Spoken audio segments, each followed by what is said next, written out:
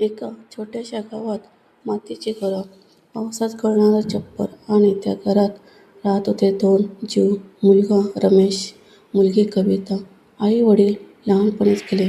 घराची जबाबदारी रमेशच्या खांद्यावर आली. तो तेव्हा फक्त 14 वर्षाचा होता. रमेश शाळा सोडून मजुरीला लागला. उन्हात पावसात रस्त्यावर शेतात, हाताला फोड पायाला जखमा, पण तोंडावर एकच वाक्य, माझी बहीण शिकली पाहिजे. कविता शिकत होती. तिला शिक्षिका व्हायचं स्वप्न होतं. रमेश रोज तिला म्हणायचा, तू मोठी हो, माझं आयुष्य तुझ्यात आहे. वर्षे गेली. कविता शिकली, सुंदर झाली. लग्नाचे प्रस्ताव यायला लागले.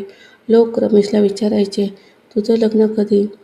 तो हसून म्हणायचा, आधी बहिणीचं. पण आतून त्याचं मन मोडलं होतं. त्यालाही स्वप्न होतं, घर, बायको, मुलं. एक चांगला मुलगा कवितेसाठी आला. घरची परिस्थिती पाहून तो म्हणाला, मला हुंडा नको, पण लग्न खर्च तुमचा. खर्च होता 3 लाख रुपये. रमेशकडे फक्त 20,000. त्या रात्री रमेश झोपलाच नाही. तो बाहेर बसून आकाशाकडे पाहत होता आणि एक निर्णय घेतला. दुसऱ्या दिवशी रमेश शहरात गेला. एका फॅक्टरीत 3 वर्षाचा बॉन्ड लेबर कॉन्ट्रॅक्ट केला. पगार कमी, सुट्टी नाही, आरोग्याची खात्री नाही, पण 3 लाख रुपये एकदम मिळाले. तो पैसे घेऊन घरी आला. आईच्या फोटोसमोर ठेवले. डोळे भरून म्हणाला, आई, तुझी मुलगी सुखी राहिली पाहिजे.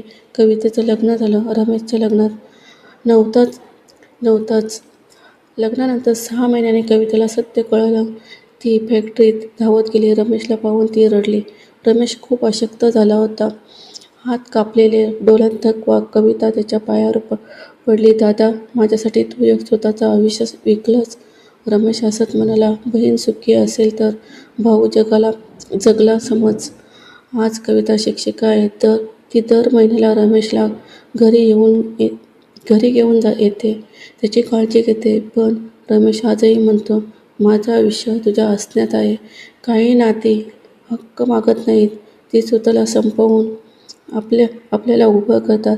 रमेशला घरी आल्यानंतर काही दिवस सगळं ठीक वाटत होतं. कविता रोज त्याच्या औषधांची काळजी घेत होती. तिचा नवरा सुद्धा रमेशला दादा म्हणूनच मान द्यायचा, पण शरीर ते मनाइतकं मजबूत नव्हतं. फॅक्टरीतल्या 3 वर्षाच्या मेहनतीनं रमेशच्या फुफ्फुसावर परिणाम केला होता.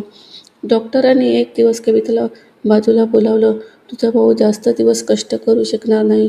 कविताच्या हातातली फाईल खाली पडली. तिला पहिल्यांदाच जाणवलं, आपण उशिरा पोचलो. त्या रात्री कविता झोपलीच नाही. रमेश झोपलेला असताना ती त्याच्या हातावरून बोट फिरत होती. तो हात ज्याने तिच्यासाठी आयुष्य झिजवलं होतं. कविता हळूच रडत म्हणाली, दादा, मला माफ कर. मी सुखात असताना तू नरकात होतास. रमेश झोपेतच हलका असला, बहीण रडू नकोस. तुझं सुख पाहूनच तर मी जिवंत आहे. दुसऱ्या दिवशी कविता शाळेत गेलीच नाही. तिने एक मोठा निर्णय घेतला. तिने शिक्षकाची नोकरी सोडली आणि रमेशसाठी पूर्ण वेळ काळजी घ्यायला सुरुवात केली. गावात लोक बोलायला लागले, इतक्या शिकलेल्या मुलीने नोकरी का सोडली? कविता शांतपणे एकच उत्तर द्यायची, माझ्या आयुष्याचा पाया जिवंत ठेवते. काही महिन्यांनी एका NGO कडून रमेशसाठी मदतीचा हात पुढे आला. त्याचा उपचार सुरू झाला. रमेश थोडा बरा होऊ लागला. एक दिवस तो कवितेला म्हणाला, मला पुन्हा काम करायचं. कविता पटकन म्हणाली, नाही दादा, आता तुझी पाळी आहे आरामाची. रमेशच्या डोळ्यात पाणी आलं. आयुष्यात पहिल्यांदा कोणी त्याच्यासाठी थांबलं होतं. एका संध्याकाळी दोघं भाऊ बहीण अंगणात बसले होते. सूर्य मावळत होता. रमेश हळू आवाजात म्हणाला, कविता, जर मी नसतो तरी तू आनंदी राहशील ना? कविता त्याचा हात घट्ट पकडून म्हणाली, दादा, तू नसशील तर माझं सुखच नसतं. रमेशचे डोळे मिटून हसला. त्या हास्यात वेदना नव्हती, फक्त समाधान होतं. काही भाऊ इतिहासात नाव कोरत नाहीत, पण बहिणीच्या नशिबात स्वतःचं आयुष्य लिहून जातात.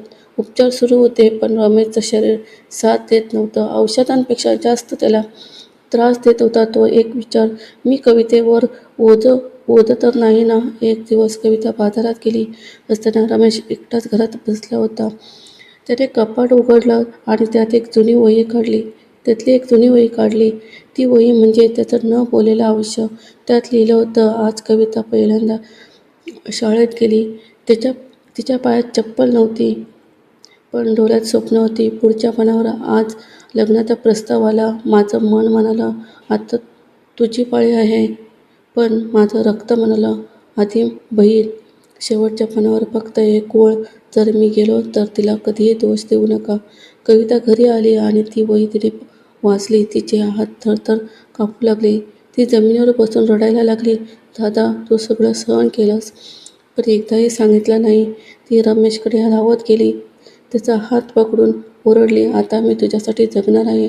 तू मला सोडून जाऊ नकोस. रमेश काहीच बोलला नाही, फक्त तिच्या डोक्यावरून हात फिरवला. त्या रात्री पाऊस जोरात पडत होता. वीज गेली होती. अंधारात कविता रमेशजवळ बसून होती. अचानक रमेश हळू आवाजात म्हणाला, कविता, आज आई आली होती. कविता दचकली. आई? हो, म्हणाली. तुला आता विश्रांती म्हणाली, मुला, आता विश्रांती घे. तुझं कर्तव्य पूर्ण झालंय. कवितेच्या डोळ्यातून अश्रू वाहू लागले. नाही दादा, अजून माझं कर्तव्य बाकी आहे. रमेश फक्त हसला. पहाटे कोंबडं आरवलं. पाऊस थांबला होता. कविता रमेशला उठवायला गेली, पण तो उठलाच नाही. तिच्या चेहऱ्यावर वेदना नव्हत्या, फक्त शांतता होती आणि ओठांवर हलकंसं हसू. गाव सगळं जमलं होतं. लोक कुजबुजत होते. असा भाव क्वचितच मिळतो. कविता अग्निदान करताना म्हणाली, दादा, आजपासून तू माझ्या श्वासात आहे. आज त्या गावात एक शाळा आहे. नाव आहे रमेश बाळ संस्कार केंद्र.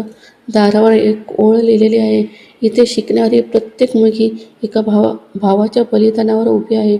कविता रोज त्या पुढे दिवा लावते आणि मनात म्हणते, दादा, तू गेलाच नाहीस. तू हजारो आयुष्यात राहतोय. काही लोक मरतात, पण काही बलिदान अमर होतात.